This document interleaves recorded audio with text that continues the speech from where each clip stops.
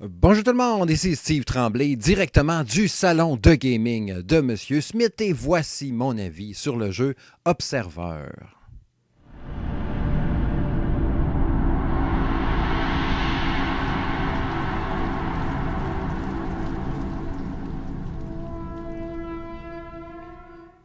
Trailer de science-fiction futuriste à saveur horrifique. Le jeu Observer nous plonge en 2084 en Pologne dans une dystopie futuriste plutôt, à la Blade Runner, dans un contexte de paranoïa, de maladie, de technologie, de réalité virtuelle, d'intelligence artificielle, de trucs qui font peur sur l'avenir, parce qu'il n'y a personne qui souhaite à ce que ça soit comme ça en 2084. Bon, dans Observer, on va camper le rôle de Daniel Lazarski, un policier. Le jeu débute en fait, tu es dans ton véhicule, ça commence, puis là tu te rends compte que Lazarski a besoin d'une petite injection de temps en temps, d'un médicament, là, d'un truc de la synchrosine qui va s'injecter dans le poignet. Puis ça lui permet de rester stable, d'être lucide, pas de lucide, mais de fonctionner au quotidien adéquatement. On va dire ça comme ça. Fait que lui, c'est un policier, il enquête, puis tout. Puis là, il y a un mystérieux appel. Il est dans son char, tu sais, vraiment, tu sais, style Blade Runner. Il y a un call d'une de ses collègues, puis après ça, un message bizarre de son fils qui dit « Viens m'aider, nanana, ça chie », quelque chose comme ça. Fait que là, le jeu commence un peu de même. Puis tout va se dérouler, en fait, principalement sur l'enquête de qu'est-ce qui est arrivé à mon fils. Est-ce qu'il est mort? Est-ce qu'il est vivant? S'il est mort, pourquoi il est mort? S'il est vivant, comment ça qu'il est vivant? Blablabla. Évidemment, je ne vais pas tout vous expliquer le scénario parce qu'il est particulièrement réussi. L'histoire est super intéressante à suivre. Elle est bourrée de punch, de rebondissements.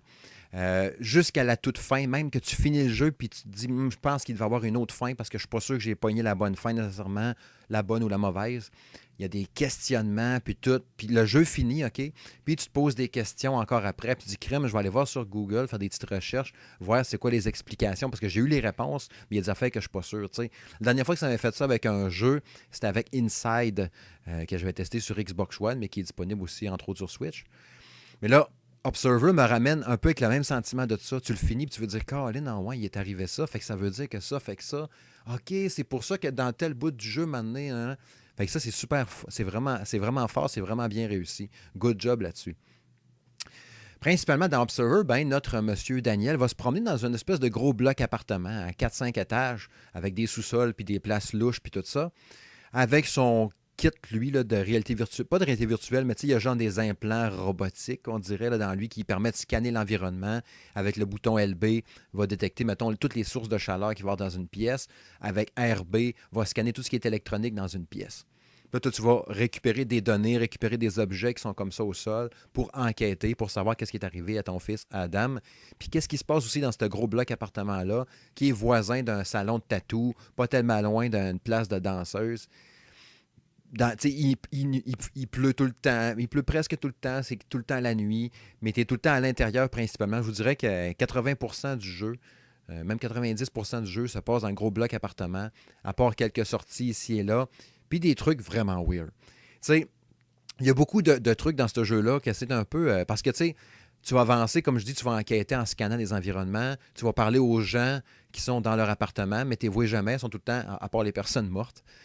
Mais les personnes vivantes sont en arrière de la porte, elle est fermée. Il y a juste un genre d'œil virtuel qui va lui permettre de lui parler à travers l'intercom, lui poser des questions. Tu vas avoir différents choix de questions que tu vas lui poser, puis ça va mener éventuellement à quelque chose. On ne sent pas vraiment l'impact de ce que tu vas dire, vraiment, si ça a vraiment un impact dans le fil de la discussion. Mais peut-être qu'une enquête va couper un peu plus sec ou un filon d'enquête va couper plus sec à ce moment-là. Si tu as donné la mauvaise question, puis tu l'as choqué, il a raccroché puis il ne répondra plus, tu sais. Mais tu as un fil rouge, tu as une histoire principale, puis de temps en temps, tu as quelques personnes à qui tu vas parler qui vont te mener à une mini side quest. D'aller, tu sais, mettons, tu es dans un sous-sol, puis il y a un gros bruit bizarre à l'autre bord d'une porte. En tout cas, dans le sous-sol, tu te demandes d'où ça vient. Fait que tu peux enquêter, voir c'est quoi qui fait ce bruit-là. Mais tu n'es pas obligé, tu peux continuer aussi ton histoire. Fait que tu as des petites affaires un peu à côté comme ça. Parce que principalement, c'est juste ça. Tu n'as pas de combat dans ce jeu-là, tu n'as pas de tir, tu n'as pas de claque, de coup de pied au cul à donner, rien de tout ça. C'est juste de la marche, éventuellement de la course, du cache-cache, puis de l'enquête. C'est pas un walking simulator parce que tu es loin d'être un genre relax. Il y a une grosse portion horrifique, hallucination, what the fuck, comme je disais tantôt, qui va venir que tu vois des fois les petits frissons sur ses bras. Mais c'est jamais épeurant. C'est pas un jeu d'horreur comme Outlast là, ou du gros stress que tu es tout le temps sur le nerf. Puis tout. Tu es plus, qu'est-ce que c'est ça? Oh, ouais! Ah, what the. Tu débarques dans une pièce des fois, puis ton bonhomme fait comme. Je vais rester très vague, très flou là, dans les patentes. Là. Il va comme, mettons, on pense qu'il va halluciner ou il se passe de quoi de louche, puis tu vas te ramasser transposé dans un lieu complètement différent. Puis là, tu fais comme, qu'est-ce que c'est ça? Mais quand tu es dans l'hallucination ou dans un lieu différent, tu vas pas juste le regarder, là, tu vas le jouer, puis tu vas le parcourir, puis tu vas te promener à l'endroit que la personne est en train d'halluciner ou. Des fois, tu as des cadavres que tu vas trouver, puis ils ont une genre de puce électronique dans la tête. Tu vas prendre ton jack à un quart, là, ton genre de fil que tu vas plugger dans le cerveau de la personne morte. Ça va te permettre de vivre ses derniers moments, genre sa dernière heure de vie. Puis là, il va arriver des affaires bizarres, mais tu sais, vu que c'est à travers l'esprit est un peu torturé, déjanté, malade dans ce jeu-là. Fait que des fois, les reconstitutions de sa réalité, sa dernière heure que tu vas vivre, tu vas te rendre compte qu'il a vécu des affaires ultra violentes, mais c'est comme pas au point tout à fait précis parce que la technologie est un peu buggée. C'est vraiment particulier, c'est vraiment spécial. J'ai vraiment trippé au bout. Je fais 3 fois, je dis vraiment, hein, Benoît. Ça fait quelques fois. Fait que tu te ramasses un peu dans. Je me suis perdu avec ça. Le côté virtuel, weird de tout ça, puis du cauchemar permanent. À longue, là, je vous dirais que ça vient un peu lourd. Tu sais, le jeu, là, je l'ai fini en quoi 7h30, 8h à peu près. C'est très lourd à longue, là, de te faire garrocher à la face des affaires violentes, des hallucinations, des reconstitutions, puis la lourdeur, les décors, les patentes qui dégoulinent, puis tout. À un moment donné, c'est lourd. Il faut que tu arrêtes un peu. Tu joues 1 heure, là, c'est comme, je pense que j'en ai assez, là, je vais arrêter un peu. Assez de violence ou de trucs weird, bizarres, de uncanny valley, puis de patentes de même. Tu vas prendre une petite pause. Mais l'histoire est tellement là que tu as le goût de la retourner. J'ai quasiment joué juste à ça. Ben, j'avais lui, puis mettons un autre jeu à côté, mais je jouais principalement à lui parce que je voulais savoir la suite de l'histoire, qu'est-ce qui allait arriver. Puis là, ouais, puis là, à la fin, là, je vous dis, la dernière demi-heure, là, j'étais sur le bout du divan, puis là, je jouais, puis là, j'étais sur la TV, puis là, je regardais ça, puis oh, ouais, il va-tu arriver ça? Puis oh, ouais, oh, ouais. Puis là, je sentais que la fin approchait, puis là, je me disais, oui, je suis prêt pour la fin. Là. Même si le jeu 7-8 heures, c'était un peu court, mais j'étais prêt. Scénaristiquement, côté cliffhanger, j'étais prêt, je voulais voir ce qui allait arriver. Puis là, j'étais servi. Mais c'est sûr qu'il faut aimer le contexte. Comme je dis, Blade Runner, futuriste, mais horrifique en même temps. Science-fiction, hallucination, bizarre. C'est sûr que c'est ça. Le niveau de difficulté est juste correct. Il y a des bouts, des fois, je ne savais pas trop où aller. Il fait noir pas mal. Tu as une lampe de poche qui n'est pas super efficace. Fait que je ne savais pas trop où aller. Je me faisais tuer parce que tu peux mourir aussi là-dedans. Parce que je faisais pas la bonne action puis je comprenais pas trop ce qu'il fallait que j'aille parce que c'était comme trop sombre. En même temps, le jeu est super beau. Là, je le joue sur Switch parce que Observer vient de sortir sur Switch. Il était déjà disponible sur les autres plateformes auparavant. Le jeu est super beau. Un peu inégal dans le rendu visuel, mais principalement, c'est quasiment une prouesse technique. Le jeu est vraiment super beau. C'est particulièrement impressionnant de le voir tourner. Les effets d'ombre, les dégoulinages. Là, des fois, l'environnement est super différent de ce que tu aurais dû voir dû à des hallucinations ou des trucs bizarres.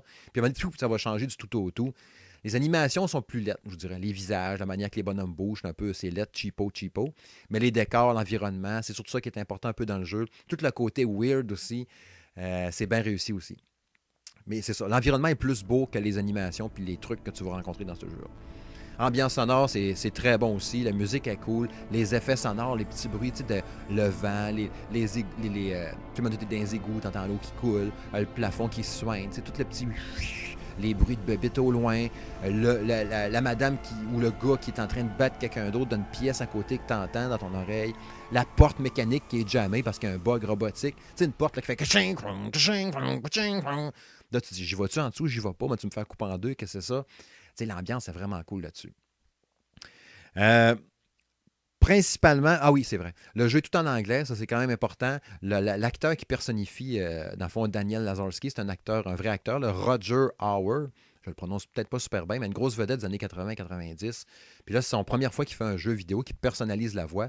Je vous dirais que, oui, ce gars-là a beaucoup de talent, mais il a l'air un peu de s'en foutre, un peu, genre, il faut que je fasse la voix d'un jeu vidéo. Probablement que c'est pas ça, là, mais t'as l'impression quand même qu'il s'en fout. Fait qu'il manque un peu d'émotion, tu sais. Les autres personnages qu'il va rencontrer, ils ont l'air full intense, puis lui, tout le temps, c'est égal, puis tout ça. Peut-être que ça explique des choses aussi dans le jeu, ça. C'est à vous de voir. Mais je trouve qu'il joue un peu, tu sais, il se la joue relax. Là. Je lis mon texte, puis c'est tout. Mais ça gêne pas l'aventure, mais je vous dirais que la première heure, là, ça paraît un peu plus, mettons, ça te pète d'en face. Il y a quelques ralentissements visuellement dans le jeu, c'est vrai. Super beau, puis tout. Mais à un moment donné, quand il y a beaucoup de trucs qui se garochent à l'écran en même temps, puis des hallucinations, puis là, tu as voulu te déplacer vite, vite, ou ils ont voulu t'en mettre plein la vue avec plein d'effets, de lumière, puis tout. Le moment donné, ça va saccader un peu, mais pas assez pour gêner l'expérience, rien tout. Le jeu se joue super bien, autant dans la télé que dans la version, dans la version, la Switch dans tes mains. Ça marche numéro 1. Bref, vous l'aurez compris, j'aime beaucoup Observer, j'ai trippé au bout, c'était une méchante belle ride. J'avais l'impression d'être dans un manège de Disney ou de Universal Studios quand on me droppait devant moi l'hallucination en question, quand je voyais une reconstitution de l'action, qu'est-ce qui est arrivé. Je rappelle entre autres de la scène qui est dans un genre de bureau. Puis là, ils vont comme reconstituer quelque chose. Il y a quelque chose à ta douette, il y a quelque chose à gauche qui va popper, puis il y a de quoi devant toi. Tu branches un fil avec un autre parce que ton bonhomme est conscient de l'environnement. Tu sais, si tu te penches, là, tu vois tes jambes, tes pieds, tu vois tes mains. Si tu accroches un armoire, parce que tu vas fouiller des panneaux d'armoire, des tiroirs. Si tu accroches un panneau avec ton épaule, dans même, le panneau va claquer puis il va bouger. Tu sais, c'est cool. Puis là, justement, cette scène-là dans le bureau, t'es comme, que c'est ça, t'es impuissant, tu tournes des postes de radio qui fait apparaître une séquence devant toi. C'est ça. T'as vraiment un peu cette impression-là d'être un manège, là, puis de regarder qu'est-ce qui va arriver parce que t'es en 4D, mettons. Tu sais, comme quand tu vas voir ces affaires-là. Puis on va te montrer devant toi, on va te faire un show, check ça, man. Puis là, t'es là, what the... Ah, c'est capoté. Bref, à Observer, je lui donne la note de 8 sur 10. C'était Steve Tremblay pour le salon de gaming de Monsieur Smith. Salut tout le monde. Bye bye.